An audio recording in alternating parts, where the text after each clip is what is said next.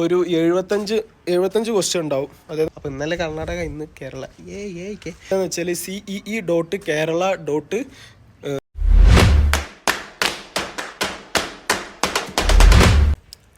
Hello guys, അപ്പോൾ അബുൾബാസിൻ്റെ പുതിയ വീഡിയോയിലോട്ട് സ്വാഗതം. അപ്പോൾ ഇന്നത്തെ വീഡിയോ എന്താണെന്ന് വെച്ചാൽ, ഇന്ന് ഞാൻ കീമിനെ കുറിച്ച് പറയാമെന്ന് വിചാരിച്ചു. ഇന്നലെ ഞാൻ KCET നഴ്സിങ്ങിനെ കുറിച്ചൊക്കെ പറഞ്ഞില്ലേ.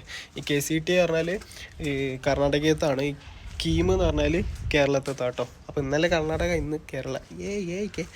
അപ്പോൾ കീം എന്ന് പറഞ്ഞാൽ അതിൻ്റെ ഫുൾ ഫോം ആദ്യം തന്നെ ഞാൻ പറഞ്ഞുതരാം. കേരള എഞ്ചിനീയറിംഗ് ആർക്കിടെക്ചർ മെഡിക്കൽ, ഇതാണ് കീമിൻ്റെ ഫുൾ ഫോം വരുന്നത്.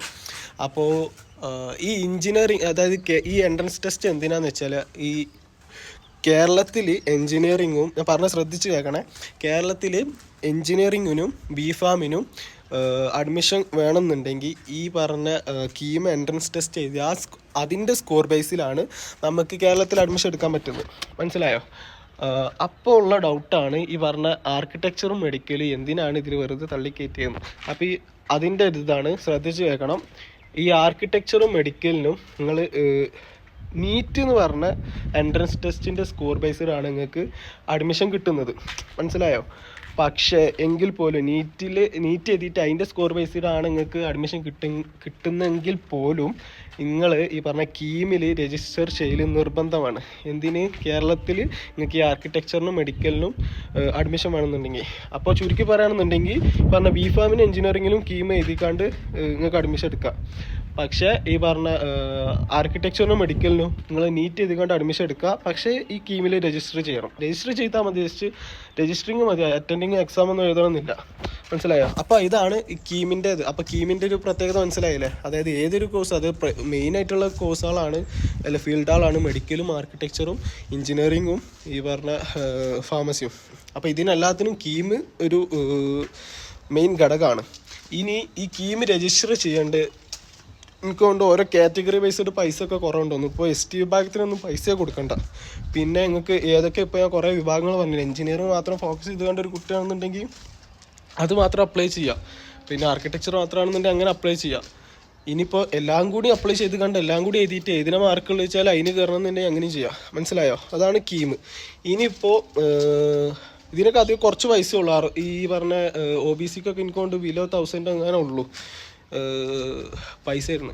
ഇനിയിപ്പോൾ ഞാൻ പറയാം അടുത്തൊരു ഇത് കീമിൻ്റെ ഒരു പ്രത്യേകത, അതായത് ബാക്കിയുള്ള എൻട്രൻസിൽ നിന്നൊക്കെ ഒന്ന് വ്യത്യസ്തമായി നിൽക്കുന്ന എന്താണെന്ന് വെച്ചാൽ, ഈ പറഞ്ഞ എഞ്ചിനീയറിംഗ് കോഴ്സിന് ബാക്കിയുള്ള എല്ലാ കോഴ്സും എൻട്രൻസ് ടെസ്റ്റിലെ സ്കോർ ബേസ്ഡ് ആണ് നിങ്ങൾക്ക് അഡ്മിഷൻ കിട്ടുന്നത്.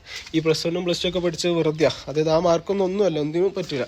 പക്ഷേ ഈ കീമിൽ എഞ്ചിനീയറിങ് ചൂസ് ചെയ്ത കുട്ടികളില്ലേ, ഓർക്ക് മാത്രം, ഫാർമസിക്കില്ല കേട്ടോ, എഞ്ചിനീയറിങ്ങിന് മാത്രം ഈ പറഞ്ഞ +2 മാർക്കും 50% കൺസിഡർ ചെയ്യും. ഈ പറഞ്ഞ എൻട്രൻസ് ടെസ്റ്റിൻ്റെ, അതായത് കീം എഴുതിയിട്ട് കിട്ടിയ മാർക്കും 50% കൺസിഡർ ചെയ്യും. മനസ്സിലായോ? അങ്ങനെയാണ് നിങ്ങൾക്ക് ഈ പറഞ്ഞ എഞ്ചിനീയറിങ്ങിൽ അഡ്മിഷൻ കിട്ടുന്നത്.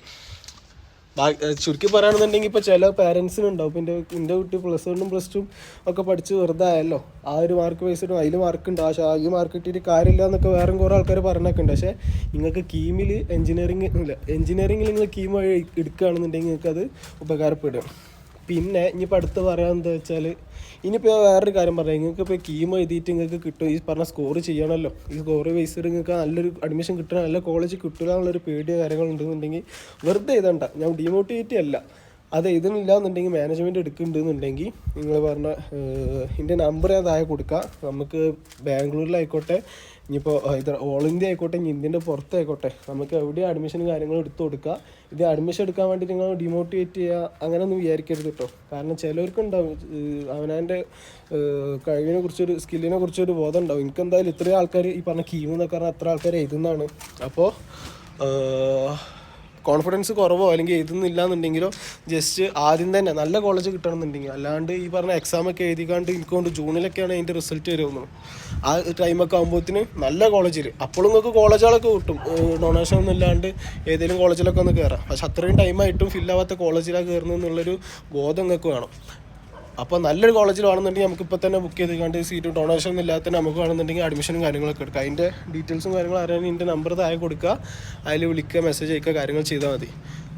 പിന്നെ ഈ കീമിൽ മെയിനായിട്ട് എൻജിനീയറിംഗത്തെ കുട്ടികൾക്ക് ഈ പറഞ്ഞ ഫിസിക്സ്, കെമിസ്ട്രി, മാത്സ് 3 സബ്ജക്റ്റാണ് വരുന്നത്. മാത്സിൽ എനിക്ക് തോന്നുന്നു ഒരു 75 ക്വസ്റ്റ്യൻ ഉണ്ടാവും. അതായത് 300 മാർക്കിൻ്റെ ഓരോ മാർക്കിനും അല്ല ഓരോ ക്വസ്റ്റ്യനും 4 മാർക്ക് ചെയ്താൽ അങ്ങനെ ഒരു 300 മാർക്കിനുള്ളത് മാത്സിൽ നിന്ന് ഉണ്ടാവും. മനസ്സിലായോ? പിന്നെ ഈ പറഞ്ഞ ഫിസിക്സിൽ 45, കെമിസ്ട്രിയിൽ 30 ക്വസ്റ്റ്യൻസ് ഇങ്ങനെയാണ് വരുന്നത്. എനിക്ക് ബിഫാം ഇനി പറഞ്ഞ മാത്സ് ചെയ്തേണ്ട ആവശ്യമില്ല, ഫിസിക്സും കെമിസ്ട്രിയും മാത്രം മതി.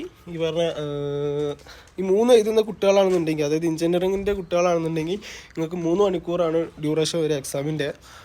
മറ്റേതിന് 90 മിനിറ്റ്, അതായത് 1.5 മണിക്കൂർ അല്ലേ, 1.5 മണിക്കൂർ ബിഫാമിന് ഉള്ള കുട്ടികളാണെന്നുണ്ടെങ്കിൽ. ഇത് എക്സാം എഴുതേണ്ട ആവശ്യം വരുന്നുള്ളൂ, മറ്റേ രജിസ്റ്ററിങ് മതിയല്ലോ. ഇനിയിപ്പോൾ കീമിനെ കുറിച്ച് എന്തെങ്കിലും കൂടുതലായിട്ട് അറിയണമെന്നുണ്ടെങ്കിൽ ജസ്റ്റ് എനിക്കൊന്ന് മെസ്സേജ് അയക്കുക, അല്ലാന്നുണ്ടെങ്കിൽ വിളിക്കുക, എന്താ ചെയ്യുക. പിന്നെ അഡ്മിഷൻ്റെ കാര്യം അറിയണമെന്നുണ്ടെങ്കിൽ അഡ്മിഷൻ്റെ നമ്പറും ഡീറ്റെയിൽസൊക്കെ ഞാൻ താഴെ കൊടുക്കുന്നുണ്ട്. എന്താ പറയുക, അഡ്മിഷൻ ഡീറ്റെയിൽസ് നിങ്ങൾക്ക് എന്ത് ആവശ്യം ഉണ്ടെന്നുണ്ടെങ്കിൽ വിളിക്കുക. പിന്നെ വീഡിയോ അതുപോലെ ഒരു ഇൻഫോർമാറ്റീവ് ആയോ എന്നുള്ളത് നിങ്ങൾക്ക് പറഞ്ഞുതരണം, നിങ്ങൾ കമൻറ്റ് അറിയിക്കുക.